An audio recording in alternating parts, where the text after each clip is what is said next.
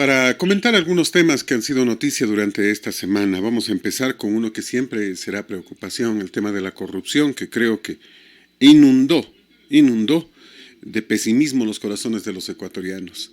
Paulo, bienvenido. ¿Qué hacemos con esto que ya no es un tema aislado, que lamentablemente es algo que nos está pasando, que lastima, que golpea, que duele, que nos preocupa? ¿Qué se puede hacer? Porque parece que la corrupción cada día más se hace más complicada y más difícil de vencer. Bienvenido, buenos días. Un placer tenerte en Radio Colosal. Buenos días, Ramón, buenos días, Fernando, a todos los amigos que siempre están con nosotros los días sábados en Radio Colosal a través de los diferentes canales. Es doloroso, ¿no?, para nosotros como ecuatorianos, como país. Lamentablemente la corrupción nos va carcomiendo, nos va comiendo, nos va degradando. Da mucha pena porque la corrupción está a todos los niveles. Es lastimoso porque el gobierno tampoco hace nada para cambiar esto. Lastimoso porque mucha gente que aparentemente nosotros como ciudadanos hemos confiado, hemos creído que hacían bien las cosas, también están involucrados en muchos actos de corrupción. ¿Qué hacer? Qué difícil cambiar lo que está pasando con el país, ¿no? Primero creo que necesitamos cambiar de constitución. Una constitución que no favorezca a los delincuentes, sino que sea directa hacia la población. Creo que es necesario un comiso de bienes inmediato. O sea, hay presunción de corrupción, se ve enriquecimiento ilícito, inmediatamente todos los bienes que se puedan, de la persona, de los parientes, de los posibles testaferros, inmediatamente en favor del Estado. Es la única manera, porque si no hay sanciones, si van a quedarse 3, 4 años en la cárcel o 5 y van a salir a disfrutar los millones, no vamos a empezar a poner orden. Sin duda, Fernando, necesitamos leyes más rígidas, más fuertes. Necesitamos que las autoridades, quienes nos gobiernan, quienes eligen a quienes dirigen las diferentes instituciones, también actúen con coherencia. Hoy tenemos leyes muy blandas, leyes que aparentemente primero defienden los derechos humanos, defienden el debido proceso, que puede estar bien, pero creo que hay temas como la corrupción, el enriquecimiento ilícito, el enriquecimiento privado ilegal, el testaferrismo, el lavado de dinero, que no deberían tener tanta ventaja, pues, ¿no? Si bien deberíamos observar el debido proceso, creo que las leyes en estos casos deberían ser únicas, ¿entiendes? O sea, no podría haber ahí tanta ventaja para el delincuente, porque son delincuentes, pues, ¿no? Ese tema es básico, porque tú decías hace un instante que se defiende el debido proceso, perfecto. Que se defiendan los derechos humanos, el que delinquió no tiene derechos en ese instante ya. No podemos seguir jugando con aquello, pues, o sea, si vamos a estar que los derechos humanos, que esto, que el otro, tenemos que cambiar, tenemos que empezar combatiendo, no solo a los delincuentes, sino a los que propician delincuentes. ¿Cuáles son estos? O sea, no me refiero a los de cuello blanco, sino a los de baja monta. ¿Quiénes? Grupos de abogados que son los que se encargan de ponerlos en libertad. En cuanto se enteran que están detenidos, corren a defenderlos. Pero ya sabe el delincuente que tiene que salir a robar para pagar al abogado. Bueno, eso siempre va a pasar, ¿no? O sea, constitucionalmente, legalmente... Pero no podemos tener grupos, no podemos tener una mafia llena de abogados con la disculpa para los que no están en este ámbito de cosas, pero hay un grupillo que está listo para defender a los pillos, que son precisamente los que terminan extorsionándolos para que trabajen para ellos. O sea, esto no puede seguir pasando. Ya los jueces tienen que darse cuenta de lo que está ocurriendo, los fiscales. El mismo grupo para defender a los mismos delincuentes todo el tiempo, cada rato, cada instante, no puede ser, pues. Bueno, legalmente siempre van a tener derecho a la defensa. Siempre va a haber el debido proceso.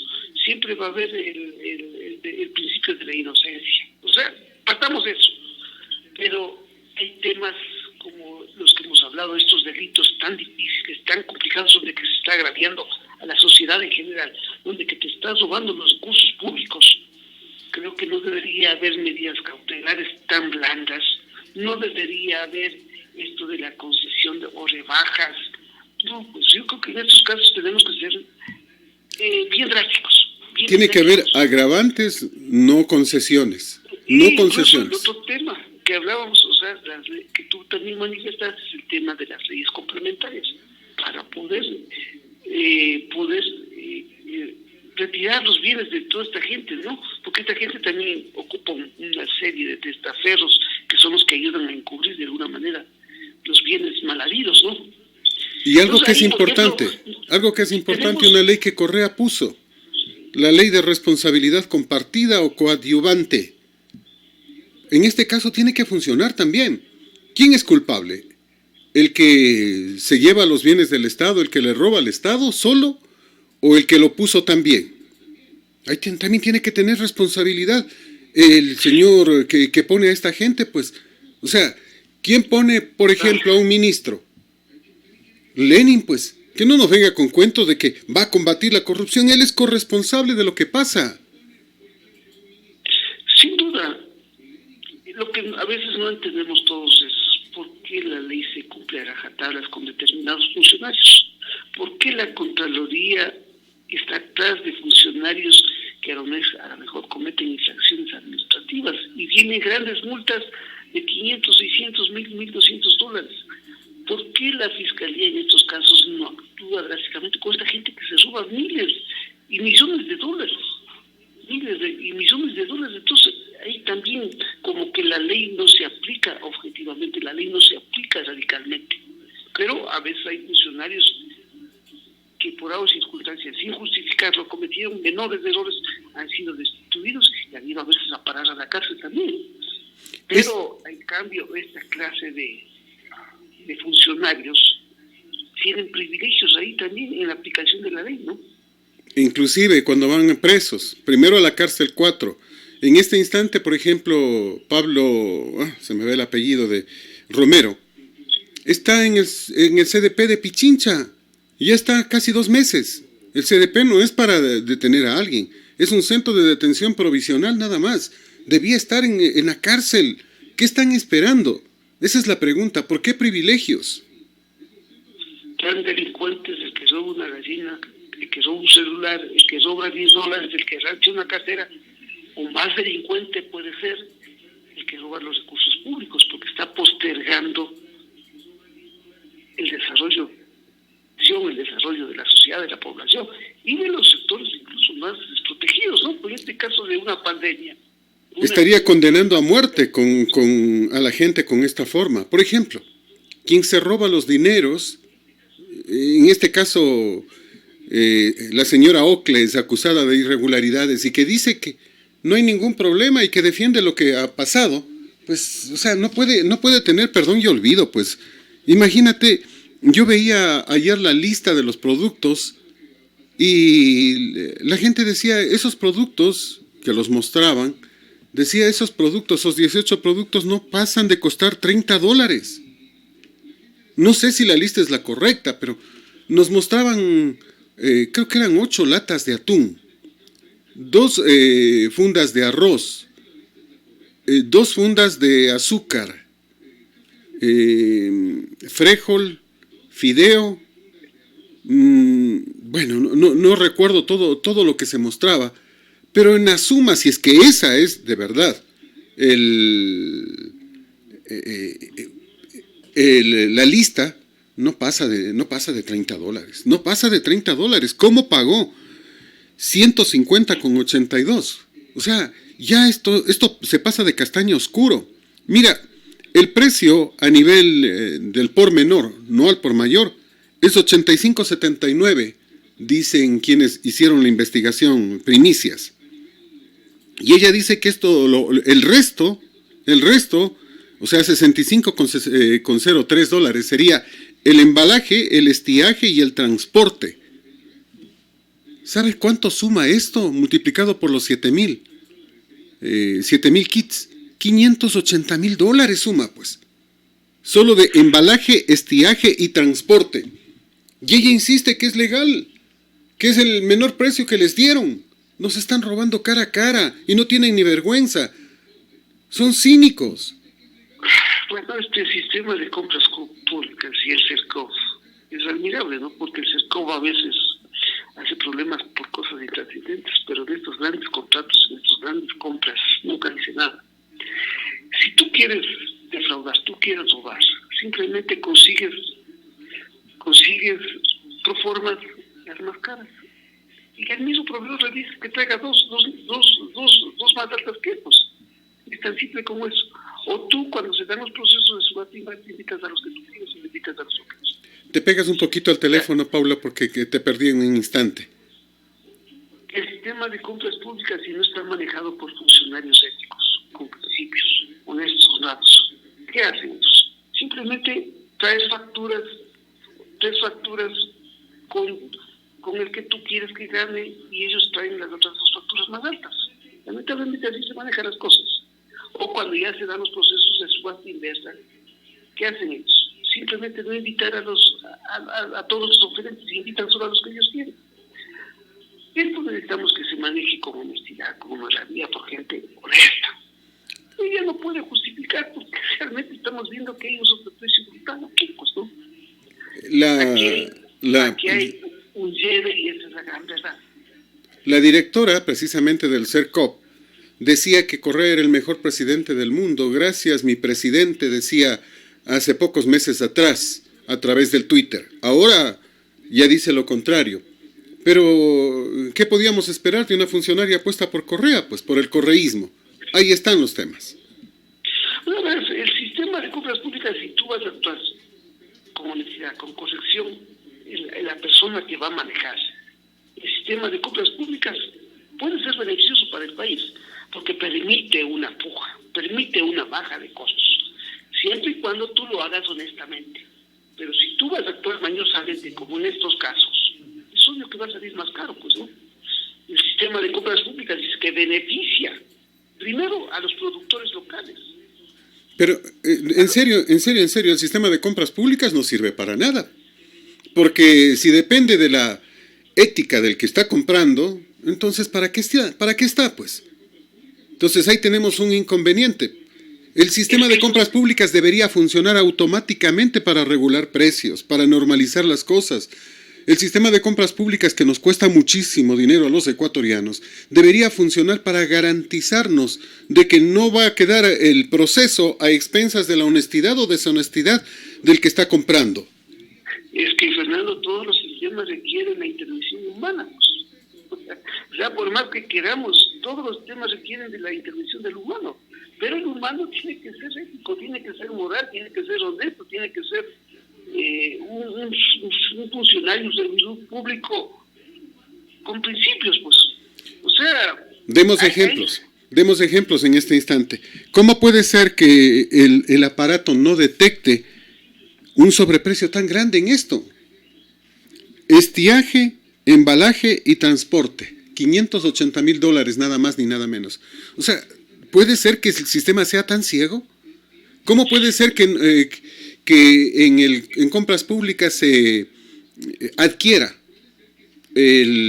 por poner un ejemplo, las mascarillas KN95, que las compra el municipio, me parece que fue, no recuerdo exactamente, pero uno de los municipios de Manabí, las compra en $3.50, y las mismas mascarillas en el mismo lapso de tiempo, prácticamente casi enseguidilla, en otro proceso, las mismas mascarillas son compradas en $12.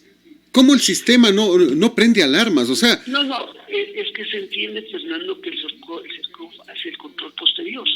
Hay que publicar las facturas, hay que publicar los procesos, y el CERCOV hace el control posterior. O el proceso, él establece previo, durante el proceso y posterior. Entonces, ellos tienen la posibilidad de intervenir. Lamentablemente, en estos procesos tú sabes que interviene gente de peso, ¿no? Ahí sí hay en juego muchos millones, y ahí sí se hace el tonto, ¿no? O sea, no es que el sistema solito tras, porque hay que decirlo, ¿no? Tú puedes ser un productor, por decirte, de trajes biodegradables o de bioseguridad, pues tener el mejor precio. Pero como no te invitaron y ni te enteraste, nunca vas a participar, pues. El caso de Tungurahua, entre $13 y $18, pero compran a 38 a una empresa dedicada al transporte, ¿cómo el sistema no detecta que quien está vendiendo no tiene el No el RUC? sistema, ya el CERCOV tiene obligación de hacer el control ahí. Me refiero al sistema del CERCOV, claro. El sistema del CERCOV, ¿cómo no detecta que el RUC no corresponde? El sistema te manda un sistema de alarmas. Entonces el CERCOV inmediatamente se entera de eso. Pero en estos casos parece que nunca se entera. Nunca se entera. O sea, el problema en sí está en quien hace el control.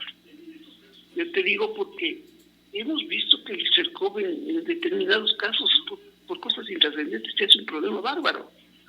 Pero en estos casos funciona como la Contraloría, funciona como la Fiscalía. Como el SRI, no se entera. ¿Entiendes? O sea, ante estos grandes pillos, ante estos sujetos de trajes, se olvidan. Pero más allá de eso, como te digo, se requiere de funcionarios públicos honestos, de funcionarios privados honestos también, porque aquí hay que decirlo, ¿no? No es que solo el sector público es el que está funcionando mal, también es el sector privado, los que se aprovechan, ¿no? Se aprovechan de los recursos públicos para hacer grandes negocios también. Porque aquí también ahí tiene que venir otra cosa también, pues, o sea, el CERCOV debe tener una lista de proveedores. Por ejemplo, en este caso, ¿cómo puede ser posible que le compren a una persona que nadie conoce, que nadie sabe quién es? Cuando el Ecuador entero, ¿dónde compra sus víveres? ¿Dónde compra los alimentos? ¿Dónde los compra el Ecuador entero? ¿Va al mall? ¿Va al paseo? ¿A Tía? ¿A Supermercado Santa María? Etcétera. A Coral. Es decir, va a La Favorita, va a Corporación El Rosado, etcétera, etcétera. No me quiero complicar tanto. Pero les piden hasta que hagan donaciones y esta gente hace donaciones, enormes donaciones. Pero el rato de comprar no van donde ellos que son al por mayor, pues. Van donde una persona que nadie conoce y que nadie sabe. No puede ser posible. O sea, desde ahí hay dolo. Desde ahí está mal el proceso. Desde ahí. Porque se entiende que el sistema obliga, de compras públicas, obliga a que compres a gente especializada. A gente que está en el medio. ¿Cómo puedes comprar a alguien que ni siquiera se dedica a esa actividad? Pues se entiende que en el registro único de proveedores está la actividad a la que te dedicas. Sí. Entonces, ahí hay una corrupción que viene desde los niveles de abajo hasta los niveles de arriba. Porque se entiende que la autoridad máxima de la institución es la que verifica los documentos, pues no. Al menos a de revisar, pues no, a decir, vea, no tiene esa actividad, pues no.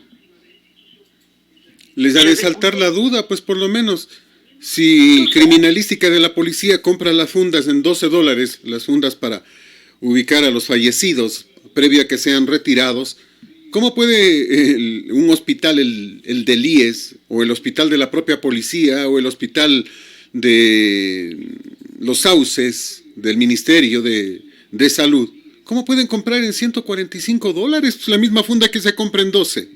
No hay correlación, no hay correlación.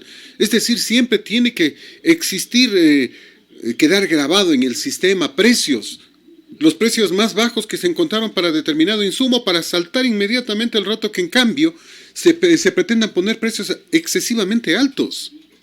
Esos controles van dentro de la institución y esos controles externos los hace el CERCOV. Eso te digo, ahí como que hay ya premeditación para delinquir. Lamentablemente ahí estos delitos juegan en cadena. Yo no sé por qué el CERCOV ahí no sale a decir nada, ¿no? Y ahora la solución del presidente de la República es que todo se va a comprar de una sola. Más corrupción, pues el problema no está en comprar de poco, mucho, el problema está en la ética del que está comprando. Con más dinero, más compra, más corrupción, nada más. Hemos dicho, Fernando, la única manera, de alguna manera, de controlar esto es a través de nombrar veedores, pues, ¿no? Hacerlo público todo. Porque si tú lo haces discretamente, en privado, nadie se entera de estos grandes contratos, porque no es que compra, pues, 200.000, 300.000, $1.000.000 en medicamentos, ¿no? Estamos hablando de que se compra 300, 500, 800, 900 mil millones de dólares. Hace poco se hablaba de compra de $2.000 millones para el sistema de salud y el IES al mismo tiempo. Imagínate de cuánto serían los sobreprecios. Imagínate todas estas instituciones que están a cargo de ejercer el control, llámese CERCOS, llámese Contraloría, llámese... No es pues algo que va a pasar desapercibido, ¿no? Imagínate el tamaño de la sinvergüencería de todos estos funcionarios, ¿no? Para que así se maneje los sobreprecios, pues, ¿no? Imagínate. Es una barbaridad. Imagínate a Ocles decir que no son 18 productos, que son 19. Y nadie sabía cuál era el producto número 19. Ayer lo dijo en una entrevista en Teleamazonas. El contenedor transparente con tapa negra dice que es el producto número 19 y que tiene un costo de $20 y pico. O sea, yo decía ayer, hay que agradecerle al señor Charnisky, porque nosotros compramos de los mismos contenedores con productos como canastilla en Semana Santa y compramos, creo que en Navidad, estoy perdido, en Navidad, no Semana Santa, compramos creo que era en $15.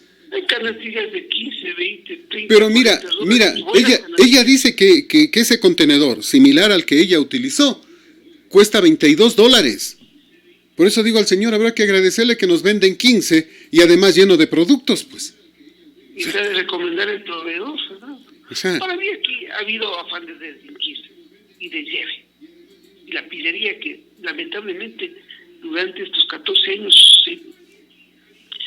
se implementó en el país, ¿no? Se perfeccionó. Se perfeccionó con sinvergüencería. Pero acuérdate que el mismo presidente alguna vez dijo, pese a que había intereses públicos ahí, dijo que era un negocio entre privados, ¿no? Esa es una canallada, pues, $1 millón. Lo recuerdo claramente, el ministro que estaba involucrado en aquello. O sea, no puede ser posible. Hemos visto tantas sinvergüencerías durante estos 13, 14 años. Hemos visto refinerías donde que no hay refinerías. Hicimos el mantenimiento de las refinerías de Esmeraldas. Otra vez se cerró porque se está haciendo mantenimiento. Hemos visto empresas o generadoras hidroeléctricas. Coca-Cola Sinclair, el mejor ejemplo, que está a punto de caer por la erosión y la fuerza del caudal, construida en un sitio que no correspondía, con informes técnicos de que no se debía hacer. El proyecto costó, de acuerdo a lo que se dijo, iba a costar realmente $700 millones. Eso lo dijo Inesel, año 1997-98. Cuando lo hicieron 10 años después, el proyecto pasó a costar $2.800 millones en el contrato y al final se pagaron casi $3.700 millones. El proyecto más grande que se ha construido en el país está a punto de colapsar por la erosión y el sedimento del río. Hemos construido hospitales con muchas fallas en la infraestructura. Hemos hecho un montón de carreteros. ¿A qué costos? Y en el que lideró este gobierno no se ha inhibido. Me recordaste la inauguración del centro burocrático, no me acuerdo cómo se llamaba, pero las caricaturas y la broma de la gente decía que había que ir porque llovió duro y el agua se pasó por todos los costados, que había que llegar y generó una inundación, que había que llegar con traje de hombre rana para poder trabajar allí. Y todo el mundo solo sonrió con las caricaturas y no hubo ninguna sanción porque eso fue en la inauguración del centro, no recuerdo cómo lo llamaban en Quito, pero era un centro que congregaba a todos los burócratas de diferentes instituciones en un solo sitio. Idea brillante del correísmo. Con este señor se aumentó la burocracia, se aumentó los ministerios, se aumentó las subsecretarías, las coordinaciones. Y este sujeto sigue hablando. Y se multiplicó el robo. Se legalizó el robo, diríamos. Uh-huh. Porque tanto dinero que se llevó, tanto dinero que hicieron, y hasta ahora no podemos ver presos, hasta ahora no podemos recuperar ese dinero, ¿no? Y lo peor de todo, Fernando y amigos, es el problema que este sujeto todavía sigue hablando, ¿no? Sigue haciendo daño al país. todavía se cree que puede salvar a la patria, cuando todo lo que estamos viviendo ahora son consecuencias de la mala administración anterior. Del mal trabajo, del robo. Sin decirte que el país antes no funcionaba mal, no teníamos problemas indudablemente todo el tiempo. Todo el tiempo ha habido corrupción, todo el tiempo ha habido mala administración del país. Parece que los ecuatorianos también, todos, Fernando, porque hay que hacerlo también mea culpa. Todos somos corresponsables de lo que ha ido pasando, porque en su momento no hemos podido parar. La sinvergüencería de la gente es cada vez incalculable. Esta falta de principios, esta falta de honorabilidad. La gente lo entiende, ve, ahora lo que nos ha pasado. Pueden tener el mejor carro, pueden tener y no pueden salir de la casa. Bueno, algunos lo salen con una indisciplina brutal, ¿no? Falsificando los documentos y todo, salen. No puedes vestir la mejor ropa porque no te sirve para nada ahorita. Tienes que salir con trajes disfrazados. Pero cubierto el rostro. ¿no? La gente tiene un hambre incalculable por el dinero y por el poder, que es lo que corrompe a todo el mundo. Pero es terrible. Poder. Terrible, imagínate en medio de de tanto dolor, de tanta impotencia, de tantos fallecidos, porque solo en Guayas hubieron 11.000 fallecidos, lo dijo Jorge Guate, y pon unos 1.000 fallecidos en el resto del país, hablamos de 12.000 personas que han muerto, y en medio de esta mortandad ponerse a robar en vez de ayudar. O sea, no tienen conciencia, y tienen que ser sancionados con el máximo rigor de la ley. ¿Pero de qué ley? Si nuestras leyes son prodelincuenciales, favorables a los que nos roban, favorables a los delincuentes. Ahí está Glass. En cualquier rato sale. Y me pregunto yo, ¿pagará alguno de los tantos millones a los que fue condenado a devolverle al Estado ecuatoriano? ¿O hará como el Luchito? Chiriboga tenía que haber cancelado $8,5 millones, dicen unos, otros dicen que la sentencia menciona 12, pero no pagó un solo centavo. Y el momento de salir alegaron derechos, y el derecho del pueblo para recuperar el dinero. Alegaron tercera edad, alegaron que había cumplido la mitad de la pena cuando estuvo 6 meses recluido nada más. Y lo demás estuvo encerrado, entre comillas, en su casa, en un palacete con piscina incluida, a costo del país, porque el país, para que el señor no salga, le tuvo que poner un policía en la puerta. O sea, en vez de que esté sancionado, esté protegido. Uno termina diciendo, esto no puede seguir pasando. No puede seguir pasando. Y está tranquilo, y no ha devuelto un solo centavo al pueblo ecuatoriano. Y ya está desesperado por regresar a la federación, ya está utilizando sus títeres para tratar de sacar al presidente electo y que entre desde la banca un presidente de Serie B, con el apoyo del fútbol, entre comillas, aficionado, del fútbol femenino, que están tumbando al timonel del fútbol profesional. Y uno termina diciendo, bueno, ¿qué nos pasa? Con el apoyo de su abogada, la señora Valecilla, que ha sido presidenta del Club Nacional, ni más ni menos. Mira, es terrible lo que pasa en todos los ámbitos, hasta el deportivo. En todos los ámbitos hay lleve.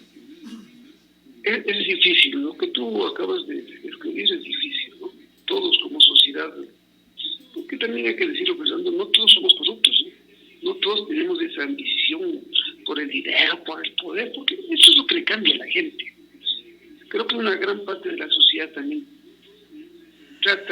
tratamos de mejorar, tratamos de actuar. Lo que ha pasado ahora mismo con la pandemia, lo que han dispuesto las autoridades, pese a que estas autoridades que tenemos no gozan de la mayor credibilidad, hemos asumido con responsabilidad, porque somos disciplinados. Pero hay un porcentaje de la población que no quiere entender. Hay cierto sector del sector público, funcionarios públicos, pero también del sector privado, Fernando. Porque aquí no es que solo el sector público está corrompido, también hay un sector de la parte privada que busca estos negocios, pues no. Y tiene que aliarse lamentablemente con funcionarios públicos corruptos, ¿no? Sinvergüenzas, que no les duele el dolor del pueblo, no les interesa la grave situación económica que estamos viviendo. Ramón tiene algo, por favor, Ramón.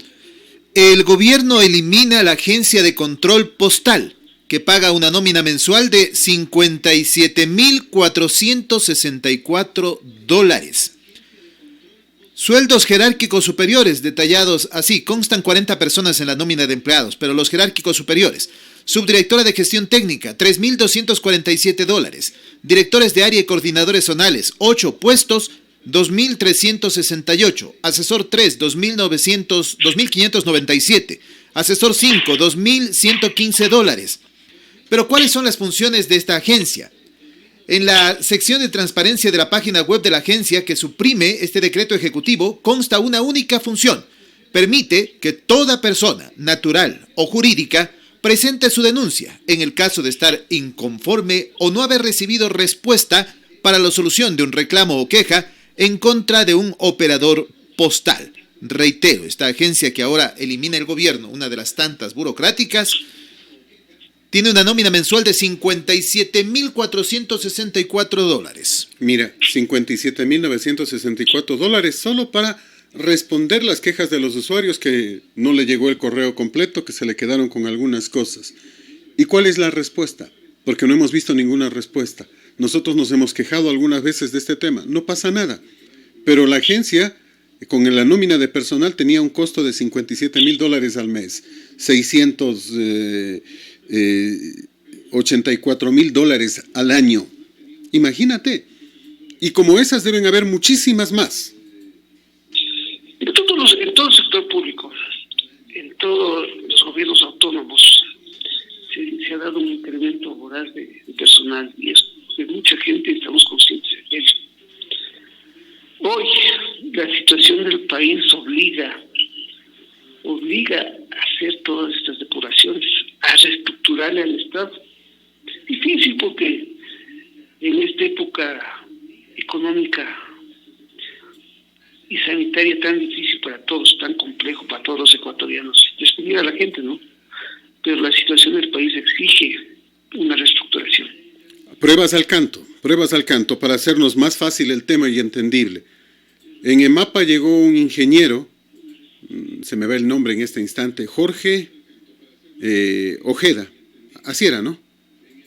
Si no me equivoco. No, ese mismo era el nombre. No, Jorge Castro, no Ojeda, Jorge Castro, para no confundirnos. Jorge Castro llegó a EMAPA y con él llegaron 60 personas. El propio gerente actual dijo que eran 40. Dijo que la mayoría eran administrativos y que habían eliminado personal operativo. Y el propio gerente actual llegó de la mano del señor Castro. Llegó simplemente como parte del equipo. ¿Cómo? A ver, EMAPA tiene demasiados trabajadores. ¿Cómo puede ser posible que cada vez que llegue un gerente ingrese 40, 50, 60 personas? ¿Y el señor alcalde qué ha dicho? Nada. ¿Y el actual gerente, a cuántos de los que llegó junto con él han sacado? A ninguno. Ejemplos simples. La directora del hospital que fue despedida ayer se fue. Y el momento que llegaba el nuevo, le preguntaban al señor Acosta, que es el presidente del sindicato, el secretario general del Sindicato de Trabajadores de la Salud del hospital, y él decía que seguramente llegará con su equipo, que así llegan todos los directores, todos con su equipo. ¿Cómo? Si el hospital tiene gente, si el hospital no necesita que llegue el nuevo director del hospital con 10, con 12, con 15, con 20 personas, así no puede ser. O sea, para ir especificando todo esto, ¿con cuánta gente llega cada autoridad a las diferentes entidades y cuántos se quedan después de que ellos se van como herencia? Ese es el problema. Eso es lo que ha engrosado la burocracia, lamentablemente, Fernando. Mucha gente llega con su gente de confianza, dicen, ¿no? Todos quieren sentirse rodeados de gente de apoyo. Para que seas jefe tienes que tener varios subalternos, ¿no? Para sentirte jefe. La vanidad, cuando llegan al sector público, es una locura de la gente, ¿no? No entiende que estamos administrando recursos públicos, recursos de todos los ecuatorianos. La situación actual demanda una reestructuración de grandes servicios de todos los ecuatorianos. Eso no cabe duda. Quien no entienda la realidad actual, quien no entienda los nuevos tiempos, sean sindicatos, sean servidores públicos, sea el sector privado, no va a entonar con lo que está pasando. Vivimos una grave crisis económica. La caja fiscal está sin recursos públicos, por tanto estamos viviendo actualmente de los préstamos. Acuérdate que estamos ya 7 semanas, creo, encerrados. La producción decayó, la recaudación fiscal creo que no llega ni al 10%. El precio del petróleo bajó una barbaridad. Creo que estaba en $5, no sé si ahora ya se recuperó o estaba en $15 ya. En 15 y pico se está. Pero nos cuesta a nosotros 25 producir, pues o sea, estamos 27. Acuérdate que se paralizó la producción petrolera también, porque se dañaron los dos oleoductos, el OCP y el de crudo pesados. Entonces todo eso también ha caído contra el país, pero tremendamente en la parte económica. Si no tenemos capacidad, si los gobernantes no tienen capacidad, llámese del gobierno central, llámese de los gobiernos autónomos para medir, para proyectarse a lo que se viene. Hemos dicho, el gobierno central no está haciendo transferencias ya creo que 2 o 3 meses. Les debe de la devolución del IVA de más de un año.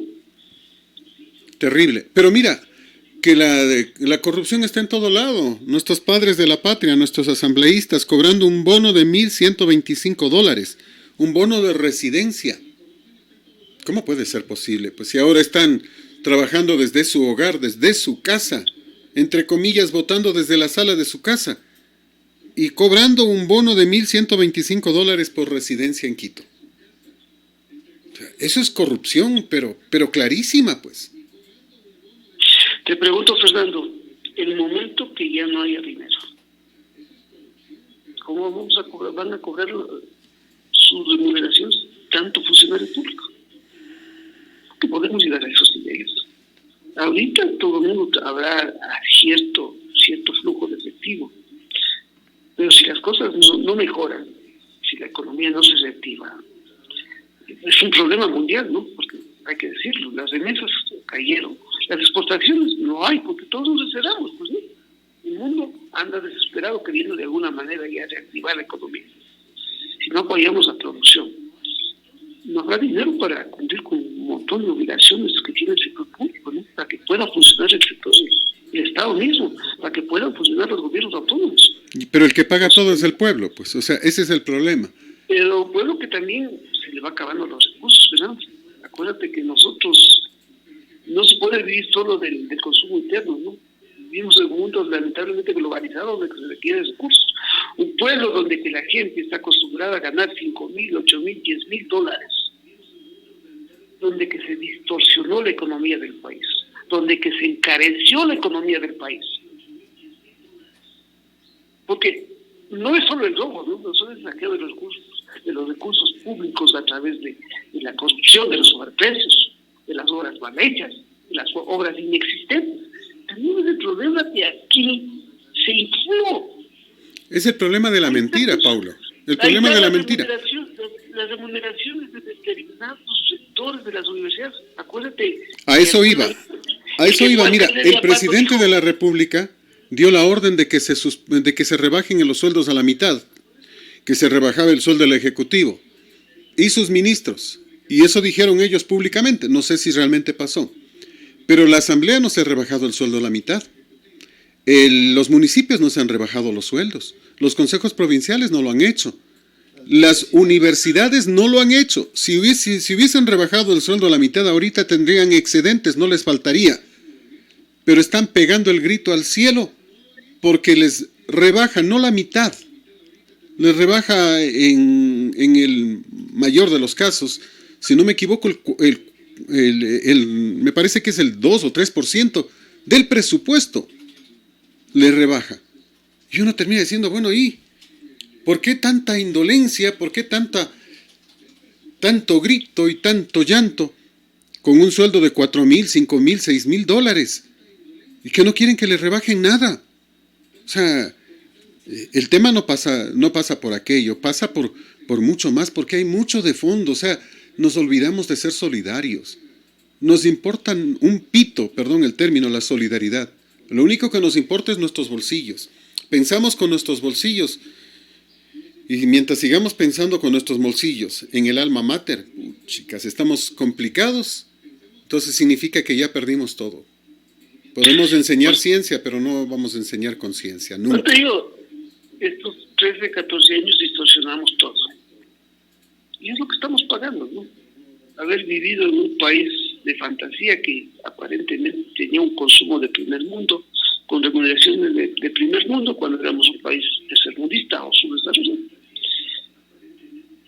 Si el gobierno quiere hacer bien las cosas, tenemos que rectificar. No te puedo decir que se le baje el 50%, se le baje el 80%, pero creo que si se quiere... Pero si la rebaja es, perdóname, 4, 5 millones, 3 millones, en un presupuesto de 80 millones, por favor, o sea, creo que es entendible. Es más, porque realmente no hay rebaja. El problema es que se cayó el presupuesto. Imagínate lo que nos ha pasado. Se cayó el presupuesto, no tenemos petróleo, el país entero está paralizado casi 2 meses.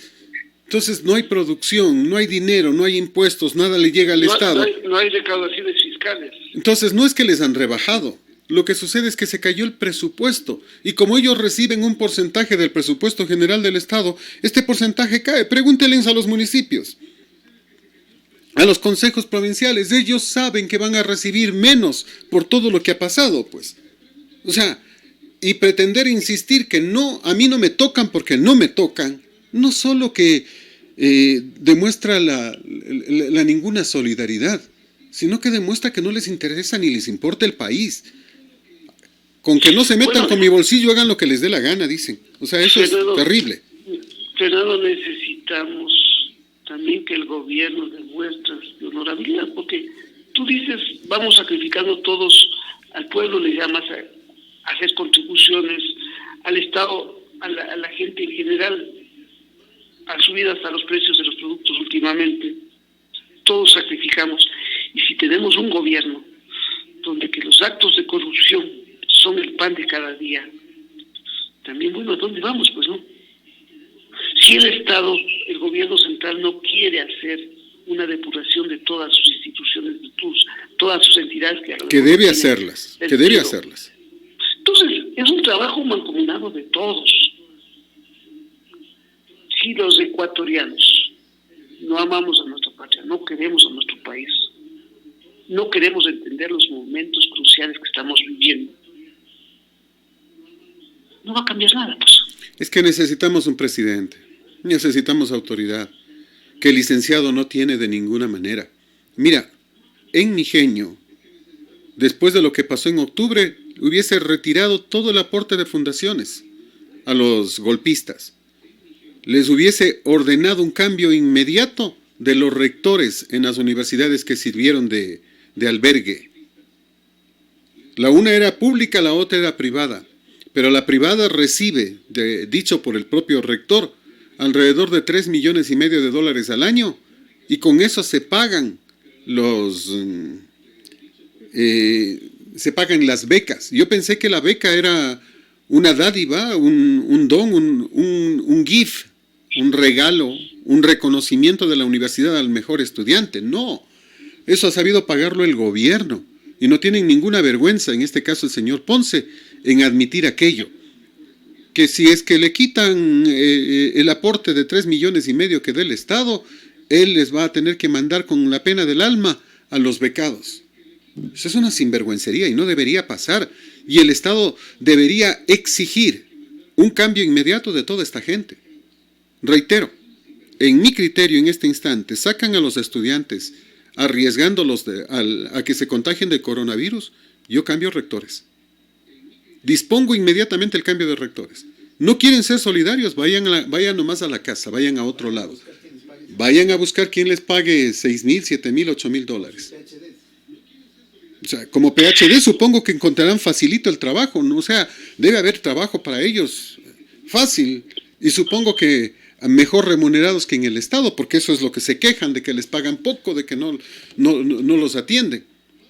Simplemente es cuestión de tener autoridad, que no la tiene el licenciado. Bueno, el licenciado no tiene la autoridad, a lo mejor no tiene las características que quisiéramos. Tuvimos un gobierno anterior que aparentemente tenía mucho liderazgo, mucha capacidad, autoridad. Esa era otra cosa, pues. O pero sea, nos equivocamos, ¿no? No, ese era un delincuente, que es diferente. O sea, yo estoy diciendo autoridad enmarcada en la ley, no delincuentes, pues eso es otra cosa. Necesitamos una autoridad ética, respetuosa de la ley, enérgica. ¿Sí? Necesitamos cambiar esa edad. Es una gran verdad. Y necesitamos todos los iguales, todos, porque aquí no puedes ir solo unos, todos. Necesitamos cambiar la mentalidad. Necesitamos entender que el país necesita el sacrificio y el esfuerzo de todos. Comencemos por algo, por estructurar el Estado, por cambiar el Estado. Mira, si hubiera autoridad en cada uno de los delitos, ya estarían presos. Si hubiera autoridad y si hubiera honestidad, ya deberían estar presos todos, empezando por Ocles, por Granda, por Roldán. En vez de ser el secretario y el que grita, debería estar preso por el tema de la mina de Yurimagua y otros tantos. O sea, hay tantas cosas en este instante. Mira, es para Ripley. Antier, en horas de la noche, la policía invadiendo el hospital policial para incautar cosas. Policías contra policías. O sea, los unos eran buenos y los otros eran del mismo bando, pero supuestamente había que incautarles. ¿A qué nos está pasando? ¿A qué nivel estamos llegando? Hay denuncias de que Contraloría no camina y se mencionan varios nombres, incluido un sobrino del señor Celi, que no es la primera vez que se menciona, que se viene mencionando desde hace mucho rato, que supuestamente cobran para definir los informes. Y esto no es nuevo. No me digan que no se enteraron fiscales, que no se enteró nadie. Esto se sabe. Esto se sabe.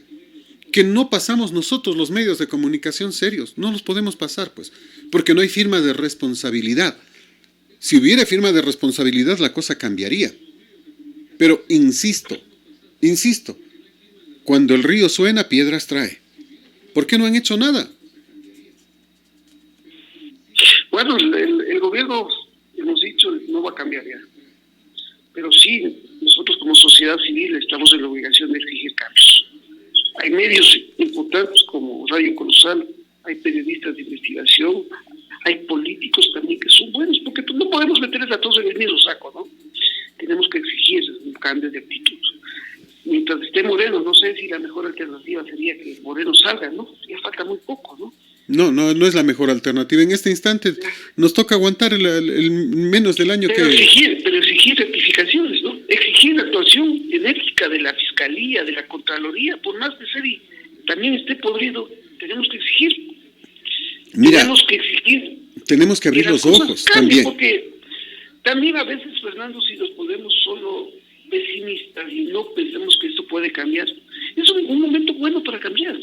Pero el problema sigue siendo del pueblo. El problema sigue siendo de quién los elige, de que elegimos mal, de que la gente no entiende, de que la gente no quiere escuchar informativos, de que la gente dice que se estresan con las malas noticias, de que la gente no quiere enterarse. Y si no me entero, no estoy propenso a repetir la historia. Quien no la conoce la repite, dice la sabiduría popular. Mira, por poner un ejemplo, abril 2019. El prefecto de Pichincha tenía 21 asesores. Mayo 2020, la prefecta tiene casi 40 asesores. De oficina, o sea, funcionarios de oficina que trabajan directamente con ella. Casi 40.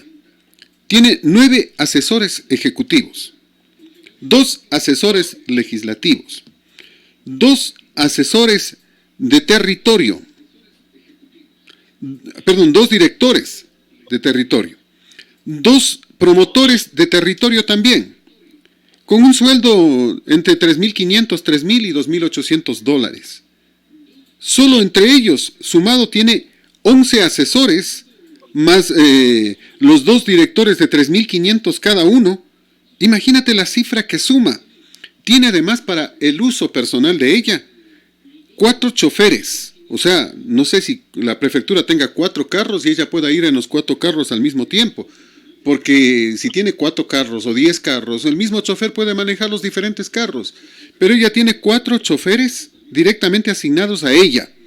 Además, tiene un chofer de tráiler asignados directamente a la prefectura. 2 ascensoristas. Cualquiera diría, bueno, 2 ascensoristas está bien para el Consejo Provincial, para el gobierno provincial de Pichincha. Pero no, pues, solo para la oficina de ella, 2 ascensoristas. Tiene conserjes, tiene una serie de funcionarios para la oficina de ella. ¿O qué pasa? ¿Acaso el conserje que hace el aseo general en todo el edificio no puede hacer el aseo en la oficina de ella? ¿Qué es lo que está pasando? Estamos hablando de cantidad de dinero. Reitero, 38 servidores exclusivos para uso de ella, de la prefectura, y acaba de contratar 2 asesores más. Uno de esos asesores tiene un sueldo de $3,500 y es un señor que decía que era periodista y se identificaba como el contertulio. $3,500. Y no entra a Radio Pichincha como cualquiera diría, bueno, pues ya le dieron trabajo en esa radio y como es periodista está bien. No, él entra como asesor directo de la señora Paola Pavón. ¿Cuál es el costo de esta gracia anualmente? $29,788,549.56 significa el gobierno provincial de Pichincha. Claro, inflado con semejantes costos, ¿cómo no? Uno termina diciendo, bueno, ¿qué nos está pasando? Me quedo pensando también en Pichincha Universal, que también la maneja la señora Pavón. En Pichincha Universal, por poner un ejemplo, el señor Orlando Pérez tiene un sueldo que dice 3,264, pero al lado dice remuneración unificada $6,528. No sé cuál de los dos es, pero me parece que es la segunda. $6,528, porque he multiplicado y he sumado, y sumando estos segundos sueldos nos dan $90,000 al mes. Eso significa $960,000 al año. Y digo que ha rebajado porque el año anterior el costo estaba en $1,100,000 de la radio del Consejo Provincial de Pichincha Universal. Y yo me pregunto si la gente escoge a un prefecto para que sea radiodifusor o para que haga obras. Ay, Fernando, lo que tú dices, con responsabilidad de la ciudadanía, ¿no? ¿Qué podemos esperar de estos delincuentes? ¿Qué podemos esperar de este correísmo morenismo? Todo el tiempo lo hicieron lo mismo. Lástima que los organismos de control como la Contraloría, que tendría que actuar aquí, está para casos intrascendentes, pero para esos casos tan importantes no asoma. No asoman los órganos de control, no asoman las evaluaciones, no asoman los consejeros, no hay quien denuncie. Esta es una práctica que se vino dando durante el correísmo y el morenismo y no hemos podido cambiar. Dicen con responsabilidad de los ciudadanos que eligieron, no sé si llegaron legalmente o mañosamente, pero llegaron, ¿no? Y eso queda dudas, ¿no? O sea, si son legalmente o no. Dice la gente que tiene que eliminarse o consejos provinciales o gobernaciones. Yo creo que tiene que eliminarse gobernaciones, que está de más. Pero en todo caso, cualquiera de las dos instituciones que se elimine tiene que hacérselo ya. Los consejos provinciales a nivel del país tienen un presupuesto de $954 millones al año. Si se elimina una de las dos, más o menos esa es la cantidad que nos vamos a ahorrar. Acuérdate que eso ya estuvo previsto en la nueva Constitución del 2008 mismo, pero por compromisos no se eliminó porque son entidades que finalmente terminan haciendo las mismas funciones o similares funciones. Hemos de insistir, Fernando, a veces ver el panorama tan triste, tan desolador, es como que no motiva a los ciudadanos. Lo que pasa actualmente en el país es muy difícil, pero no nos olvidemos que también en otros países también están viviendo momentos difíciles. Ahí vemos la desocupación en Estados Unidos, 33 millones de desempleados en 7 semanas. Vemos a Brasil cómo se está muriendo la gente. Vemos que en Estados Unidos se mueren casi 2,000 personas diarias, en Brasil se mueren aproximadamente 700 personas diarias por la pandemia. En México también ahorita vemos la corrupción de todo lado. Pero te digo, Fernando, como ecuatorianos tenemos que llenarnos de optimismo, de motivación. Hay gente buena también, hay gente que está podrida. Hay que luchar contra eso, hay que luchar contra la corrupción. hay que seguir denunciando, hay que seguir apoyando a la gente buena y ojalá se dé un cambio bueno, ¿no? Este correísmo, morenismo no nos ha servido para nada más que para destruir el país. Revisaba ayer un tema y le escuchaba a una doctora, investigadora científica, y ella decía con todas las letras de que se están escondiendo los datos. Cuando le dijeron que el ministro había dicho que se ha cambiado, que se ha mudado de una base de datos a otra y que por eso sigue disminuyendo en vez de subir, porque estuvimos en 31,000 personas infectadas el domingo. El miércoles, cuando nos dieron de datos, ya bajó a 29,000. Es decir, se desaparecieron 2,000 personas. Ayer bajaron 1,000 más. En vez de subir, sigue bajando. Y le preguntaban sobre el tema y dijo ella que eso no es lógico. Que las estadísticas y las compañías lo hacen todo esto con números de cédula. Así se identifican a las personas. Y no pueden haber dos números de cédula. Y no puede ser que una entidad sí la ponga y la otra no. O que la entidad la ponga, la una y la otra también. El momento del cruce de datos, que es automático, se elimina un nombre. Así que la explicación del ministro es una tomadura de pelo. 1. 2. El tema no ha llegado al punto de contagio y más bien estamos muy lejos de aquello. Y lo que podría pasar si se adelanta la salida de la gente es simplemente que haya una catástrofe humanitaria terrible y que haya muertos, pero en cantidad. Y que tengan que seguirlos escondiendo como lo hace México en este instante, que dice que tiene 3,000 y pico de muertos, cuando se dice que ya superaron las 8,000 personas que fallecieron. Y el número va en crecimiento y en avanzada, imparable. Los propios Estados Unidos. El señor Trump cometió varios errores, ha sido eficiente en muchos temas, pero en este particularmente, cometió varios errores al confiarse y pensar que no iba a pasar nada. Estados Unidos tiene cualquier cantidad de personas que han fallecido. 2,000 muertos diarios y sobrepasa los 73,000 o 75,000 fallecidos estaba. Así es, señor. Imagínate. Entonces, te digo, esos problemas hay a nivel mundial. Tú lo dijiste, Estados Unidos es un país, un estado desarrollado, con una infraestructura impresionante, ha tenido problemas. También la gente se queja que se ocultan los números, los muertos.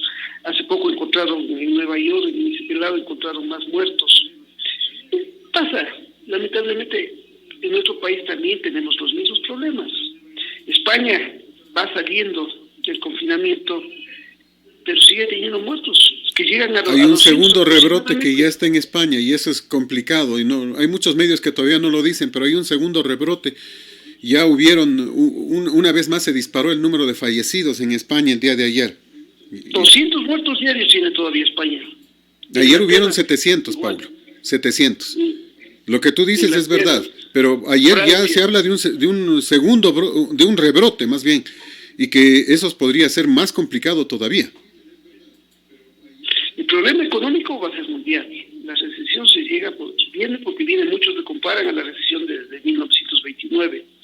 Difícil para todos los países, difícil para nuestro país, Fernando. Lamentablemente, la indisciplina de la gente tampoco va a permitir que evitemos muertes. Del confinamiento tenemos que salir, a lo mejor, si no esta semana, será la próxima o la siguiente. Y muertos va a haber. ¿Por qué? Primero, porque el Estado no cumple su función. Segundo, porque hay mucha indisciplina social. Y si no nos mata eso, nos va a matar la economía. Porque recuperarnos de esto va a ser bien difícil y bien largo. Un camino bien empedrado. Con espinas. Un camino empedrado con espinas. Tenemos que ir trabajando también en esos temas, ¿no? Los gobiernos tienen que trabajar en esos temas para los gobiernos locales, el gobierno nacional, tienen que ir trabajando para que al menos sea lo menos doloroso posible. El remedio es empezar con seriedad. El remedio es disminuir el aparato burocrático, no solo del Estado, sino de municipios, consejos provinciales y más. Hay demasiada gente, de las propias universidades, de los ministerios. Hay que disminuir el aparato burocrático de forma urgente, porque el que paga el aparato burocrático es el pueblo. Tienen que quedarse los que trabajan, no los que llegan de la mano de los políticos y politiqueros. Hay que poner las cosas en orden. Aquí hemos dicho eso. Una es, Fernando, sobre todo una reestructuración del Estado, para eliminar las instituciones que no tienen sentido. Hay que disminuir el volumen, por supuesto. Luchar contra la pandemia es fundamental, y para eso el Estado requiere de recursos. Apoyar la producción, apoyar a la industria, apoyar el emprendimiento, para eso tienen que trabajar el Estado, tienen que trabajar los gobiernos autónomos. Y de alguna manera comenzar a trabajar, Fernando, porque los pocos recursos que tiene el Estado, los pocos recursos que tienen los gobiernos autónomos, algún rato se acaba. Y el rato que se acaben, se paralizó todo. El tiempo es nuestro peor enemigo, Paulo. Siempre nos complica. Se me quedan algunos temas porque quería hablar sobre el enterrador también, para analizar el tema, porque me dicen que estuvo a punto de enterrar el CNT, que estuvo como director de los medios públicos, a los que también estuvo a punto de enterrarlos. Hizo una buena labor, y por lo menos así yo lo considero, enterrando a los muertitos en Guayaquil. Pero ahora mucha gente dice que va a enterrar el IES, y es uno de los temas de preocupación. Lamentablemente el tiempo no nos da para más. Como siempre, es un placer participar contigo. Gracias por compartir este diálogo.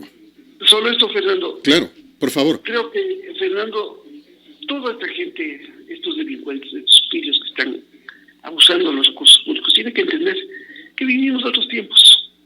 Hoy la tecnología, hoy los medios nos traen la información. Todo queda. No hay todo perfecto. Entiendan, el país requiere un cambio de actitud de todos, un sacrificio de todos. Y si no corregimos a tiempo, si no tomamos las medidas correctivas a tiempo, lo vamos a tener que lamentar más, durante más tiempo. Es lo que nos Gracias, preocupa. un buen día a todos ustedes, ¿no? Gracias a ti también, un placer enorme. El doctor Paulo Jordán con nosotros. Estamos concluyendo, les invitamos a continuar siempre con Colosal, a que sí le dice la verdad, viene inmediatamente por los caminos de América.